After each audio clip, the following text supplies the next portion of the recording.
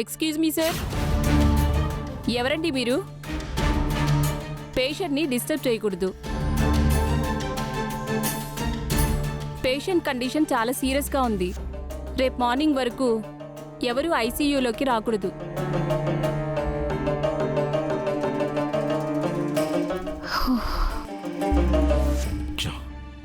ఈ తోటమాలు వల్ల నేను ఇంట్లో బ్లేమ్ అయ్యాను. బామ్మ కూడా నన్ను అబద్ధం చేసుకుంది. వీడి కథ ముగింపు పలుకుదామంటే సత్య హాస్పిటల్కి వచ్చి సేవ్ చేసింది. ఓకే నర్స్, నేను లోపలికి వెళ్ళాను. You carry on.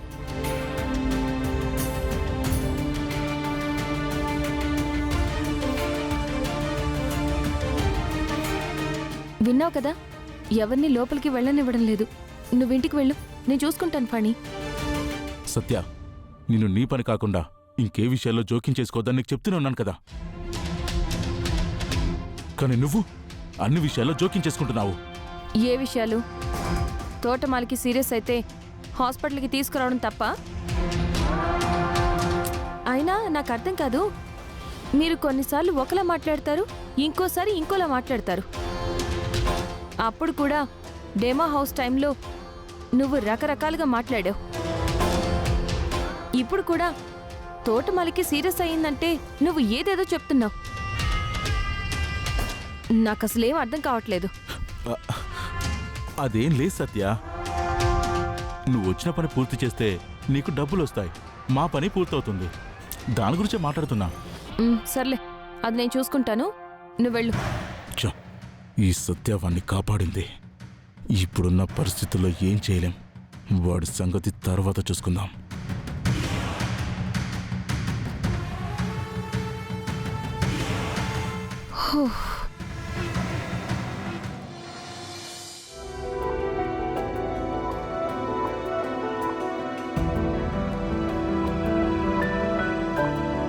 అమ్మగారు, అమ్మగారు, ఏంట్రా, ఏమైంది? ఎందుకంత కంగారు పడుతున్నావు?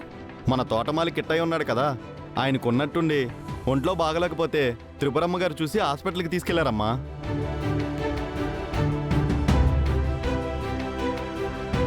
ఏమైంది తనకి?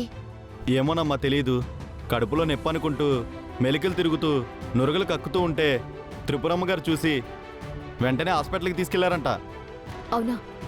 ఇప్పుడు ఆయనకి ఎలా ఉందంట? ఏమో తెలియదమ్మా. అక్క నాకు కూడా చెప్పలేదేంటి? మన తోటమాలికి అలా జరిగిందని నాకు తెలుసు బామ్మ. నేను వెళ్ళి చూసొచ్చాను కూడా. ఫణి, నీకు తెలియగానే మా అందరికి కూడా చెప్పొచ్చు కదా. అంత రాత్రిపూట మీకు చెప్తే అనవసరంగా అందరు కంగారు పడతారని చెప్పలేదు పెద్దమ్మా. కనీసం వదిన కూడా ఫోన్ చేసి చెప్పలేదు. వదిన కూడా అందరం కంగారు పడతామని చెప్పున్నదిలే అనంత్. పాపం పెద్ద ఆయనకి ఇప్పుడు ఎలా ఉందో ఏంటో. మీరెవరు కంగారు పడకండి. నేను ఈయన హాస్పిటల్కి వెళ్ళి చూసి పెద్ద ఆయనకి ఎలా ఉందో ఫోన్ చేసి చెప్తాం. త్వరగా వెళ్ళండి అమ్మా. పాపం పెద్ద ఆయనకి ఎలా ఉందో ఏంటో. త్వరగా ఒరే వెళ్ళండి. అనంత్, ఖర్చుకు వెనకాడకుండా పెద్ద ఆయనకి ట్రీట్మెంట్ చేయించు. అలాగే నానమ్మా. పద గాయత్రి.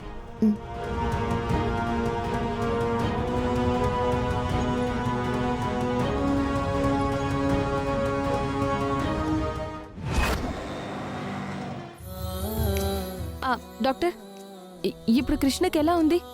అవుట్ ఆఫ్ డేంజర్ అమ్మా. ఆయన ప్రాణాలకేం ప్రమాదం లేదు. వార్డుకి షిఫ్ట్ చేశాం.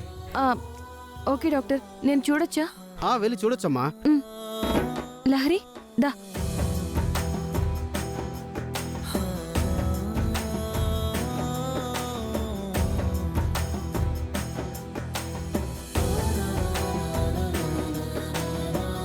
కృష్ణ,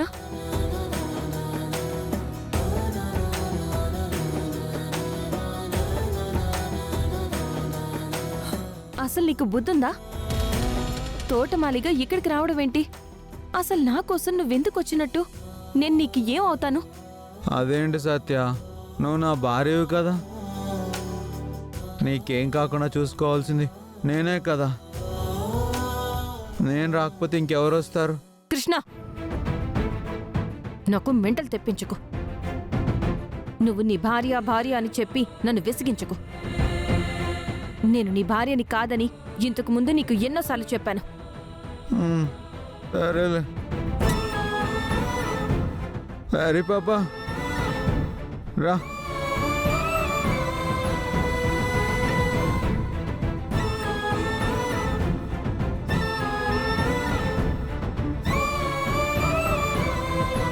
ఎక్స్క్యూజ్ మీ, కృష్ణయ్య అనే పేషెంట్ ఏ రూమ్లో ఉన్నారండి? జస్ట్ మినిట్ చెక్ చేస్తానండి.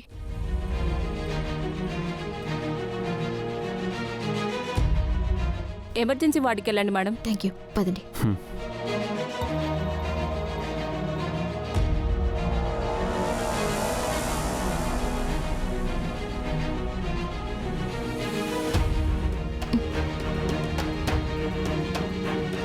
సర్లే, నువ్వు రెస్ట్ తీసుకో కృష్ణ.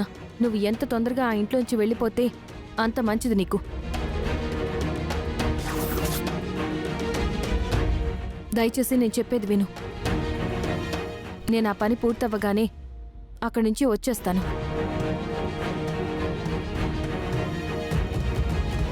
నువ్వు ఈలోపు వెళ్ళిపో. లేదు, నేను వెళ్ళను.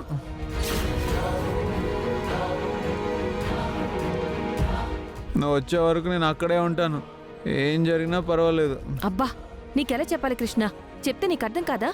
ఎందుకు అర్థం చేసుకో? నువ్వు వెళ్ళి ఈ టాబ్లెట్స్ తీసుకురా. సరే. మ్మ్.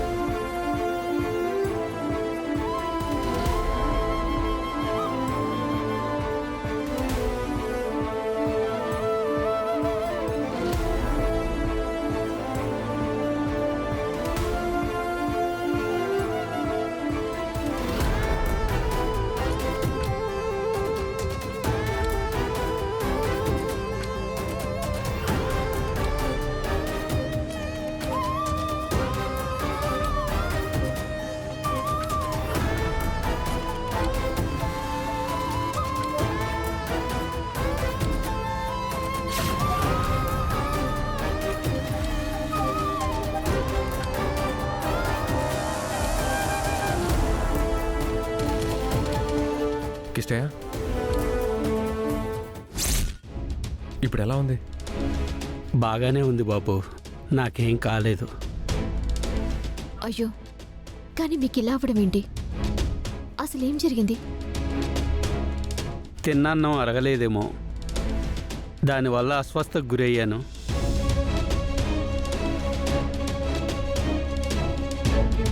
ఇప్పుడు పర్లేదు కదా?